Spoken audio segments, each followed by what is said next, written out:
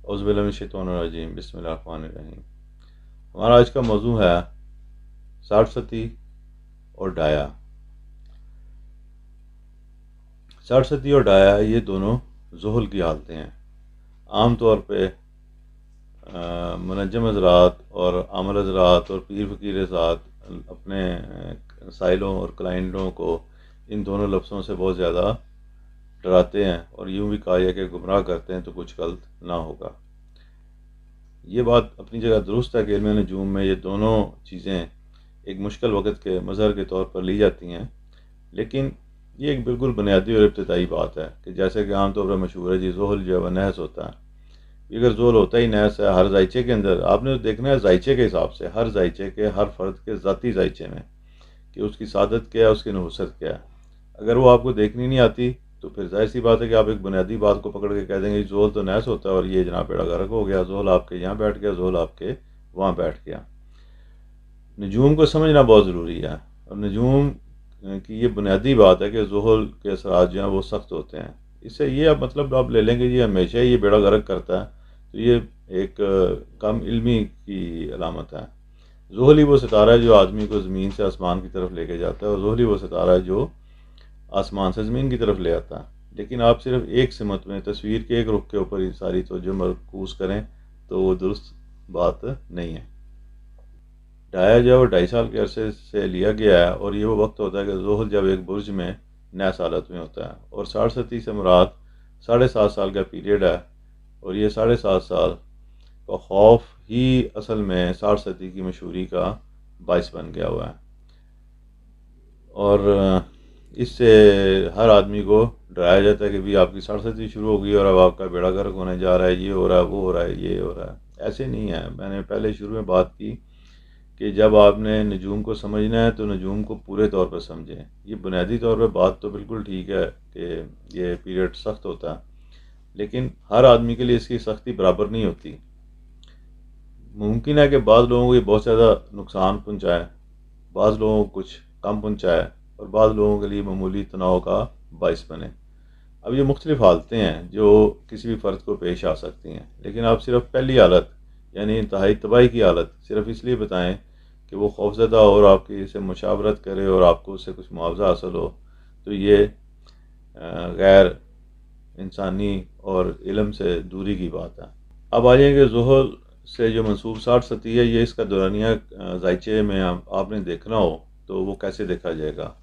اب یہ بات سن کے ہر آدمی یہ فون نہ کرنے لگ جائے کہ یہ ہمارا گھر کون سا ہے۔ یہ صرف ان آدمیوں کو بات سمجھ آئے گی جن کو علم نجوم کی بنیادی سمجھ ہے۔ تو اس بات کو سمجھنے کے لیے پہلے علم نجوم کی بنیادی سمجھ حاصل کریں، پھر آپ تکنیکی والے سے پوچھنا چاہیں وہ آپ پوچھیں۔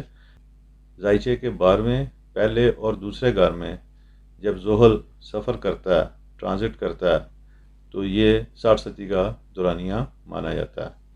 یعنی کہ جب ذہل 12ویں گھر میں آتا ہے ذائچے کی، تو یہ 60 شروع ہو جاتی ہے پہلے گھر میں، اور پھر دوسرے گھر میں ڈائی اور یہ 7.5 سال کا کم و بیش دورانیہ بنتا ہے۔ اب اس میں ہمارے یہاں کنسیپٹ بن گیا ہوا کہ اگر نیا ستارہ اس گھر میں ہو تو اس کے اثرات نحس ہی ہوتے ہیں، اس گھر کے اثرات نحس ہوتے ہیں تو ہمیشہ نحس ہی ہوگا۔ یہ کنسیپٹ بالکل غلط ہے۔ اب فرض کریں کہ ذہل تالے میں آ گیا کسی آدمی کے 60 کے یعنی کہ درمیانی حصے، پہلے 2.5 سال گزر گئے، اگلے 2.5 سال تالے میں اب آ گیا اس کے، تو اگلے 2.5 سال جو ہے ہم کہتے ہیں یہ زیادہ سخت ہوتے ہیں عمومی حکم کے تحت۔ لیکن اگر پہلا گھر ذہل کا شرفی گھر ہے یا اوجی گھر ہے یا دوست کا گھر ہے، تو کیا اس کے اثرات اتنے سخت ہوں گے؟ کیا گھروں کے سسٹم کے اوپر آگے نجوم ختم ہو جاتا ہے؟ نہیں، ایسا نہیں ہے۔ یہ ایک بنیادی بات ضرور ہے، ایک بنیاد ضرور ہے، لیکن پوری کی پوری بلڈنگ نہیں ہے۔ آپ صرف ایک جز کے اوپر نجوم کے حتمی فیصلہ نہیں کر سکتے۔ اب اگر تو وہ صاحب ذائچہ جو ہے اس کا 12واں پہلا اور دوسرا گھر اس کے 85 ذائچے میں ناقص ہیں، تو پھر تو ذہل کے اثرات ظاہر سی بات ہے ناقص ہوں گے۔ لیکن اگر وہ سعد ہیں کسی حوالے سے، ان میں کسی بھی طرح کی سعادت نظراتی حوالے سے ہے، کوکب کی شرف و حبوط کے حوالے سے ہے، اپنے گھر ہونے کے حوالے سے ہے، جو بھی کوئی کیفیت اس کے اندر ایسی آتی ہے جو اس کی سعادت یا نصرت کو بڑھاتی یا کم کرتی ہے، 60 میں ذہل کے اثرات بھی اسی طرح کم زیادہ ہوں گے۔ ایک جیسے اثرات تمام ذائچوں پہ نہ ہوتے ہیں نہ ہوں گے، اور فرد کے اپنے ذائچے میں بھی ان 7.5 سالوں میں تینوں برجوں میں زحل کی موومنٹ کے درمیان جو اثرات ہوتے ہیں اور جو حکم بھی اخذ ہوتے ہیں وہ بھی ایک دوسرے سے فرق ہوتے ہیں۔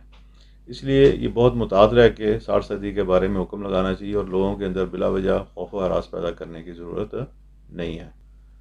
اب اگر آپ کے ذائچے میں ایسی کیفیت ہے یا آپ کو کوئی مستند منجم یا مستند عالم کوئی آپ کو یہ بات بتاتا ہے کہ یہ واقعتاً زحل آپ کے ذائچے میں خراب ہے اور 60 صدی کے اثرات آپ کے اوپر ہوں گے، تو یہ آپ کو خود نجوم کی سمجھ اور آپ سمجھتے ہیں کہ ایسا ہونے جا رہا ہے یا ایسے حالات سے آپ واقعتاً گزر رہے ہوں، تو اس کا پھر ایک عملیاتی حل میں آپ کو تجویز کرتا ہوں کہ اللہ تعالیٰ کے اسماء حسنہ ہے، یا اسلام ہو یا سمد یا واسع ہو یا وکیل ہو یا سمیع ہو یا جامع ہو، ان ناموں کے اعداد نکالیں۔ سادہ ترین طریقہ تو یہ ہے کہ ان کے اعداد نکالیں، اپنے نام اپنی والدہ کے اعداد نکالیں اور اس سے آپ چاروں چالوں سے نقش بنا لیں اور نقش کی طبع کے مطابق آپ ان کو آگے استعمال میں لے کے آئیں۔ ایک دوسرا اور محنت طلب طریقہ جس کے اثرات نسبتاً زیادہ ہوں گے وہ یہ ہے کہ ان اسماء حسنہ اور فرد کے نام بما والدہ نام کی ایک سطر بنا لیں اور اس سطر کی بست عرفی کریں اور اس کی ایک تکثیر بنائیں۔